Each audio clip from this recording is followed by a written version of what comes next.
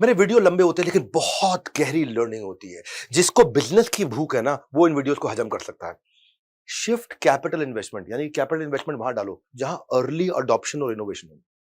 Capital investment वहां डालो, early adoption innovation. जो बदलता रहता है वो बढ़ता रहता है।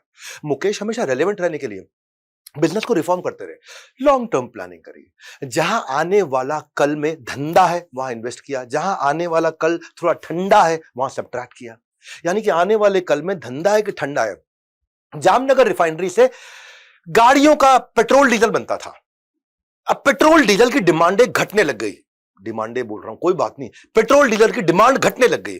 2019 तक आते आते इनको समझ में आ गया कि ऑटोमोटिव मार्केट थोड़ी स्टैग्नेंट हो जाएगी, क्योंकि अब डीजल की गाड़ियां घटने लग गई हैं। मारुति सुजुकी ने डीजल की गाड़ियां बनानी बंद कर दी हैं। सबको एनवायरमेंट फ्रेंडली फ्यूल चाहिए, electric vehicle, CNG car, renewable energy, LNG, hydrogen. तो जो कंबस्शन फ्यूल है, जो पेट्रोल डीजल वाला है, जिससे पोल्यूशन बहुत होता है, ये बंद होएगा। इनको एनवायरमेंटल फ्रेंडली फ्यूल चाहिए, और ये बनाते पेट्रोल डीजल थे। तो ये क्या करेंगे, अपने शिफ्ट करेंगे अपने कैपिटल को अर्ली अडॉप्शन पे। मुकेश ने डिसाइड किया कि अपने बिजनेस मॉडल को चेंज करता हूं। डाइवेस्ट करो वीक लिंक को, इन्वेस्ट करो ग्रोथ किंग में। इनका ग्रोथ किंग क्या था, स्टडी किया इन्होंने कि मैं क्रूड से क्या बना सकता हूं। इनको समझ में आया, छोड़ petrol diesel, cancel petrol diesel. क्यों? बोले यार ये क्रूड ऑयल है, इससे तो हाई वैल्यू केमिकल भी बन सकते हैं। क्यों बनाना है पेट्रोल डीजल? इससे पेट्रोकेमिकल बन सकते हैं। बोले वो क्या? हाई वैल्यू केमिकल, जैसे पॉलीमर, कपड़ों में जाएगा, इलेक्ट्रॉनिक्स में जाएगा, मेडिकल ड्रग्स में जाएगा। वही क्रूड ऑयल, उससे बायोकेमिकल, वो फूड में जाएगा, प्रोडक्शन में जाएगा। एग्रोकेमिकल, उससे पेस्टिसाइड बनेंगे। पेट्रोकेमिकल में टॉलिन से पेंट के थिनर बनते हैं, नैप्था से प्लास्टिक बनता है, एलपीजी से हीटिंग कुकिंग का जुगाड़ हो जाता है। मुकेश ने फिजिबिलिटी एनालिसिस किया कि combustion fuel versus high value chemical. इसका जैसे ही गणित निकाला, मैं इजी भाषा में समझाता हूं आपको, मेरे साथ बने रहो। हाँ, कहते हैं मैं अगर चेंज नहीं हुआ तो क्या नुकसान, और अगर मैं चेंज हो गया तो क्या फायदा। चलो गणित निकालो उसका। गणित निकाला, एक तरफ कंबस्शन फ्यूल, कौन सा? Petrol diesel. ये 2% के साथ ग्रो कर रहा है इस समय, और यहां क्या है, $600 पर टन। मार्जिन कितना है? 5%। हाई वैल्यू केमिकल, उसी क्रूड ऑयल से बोल रहा हूं, वही जो तेल निकाला समुद्र में से, उसी से हाई वैल्यू केमिकल 25% ग्रो कर रहे हैं, वो 2% ग्रो कर रहा है।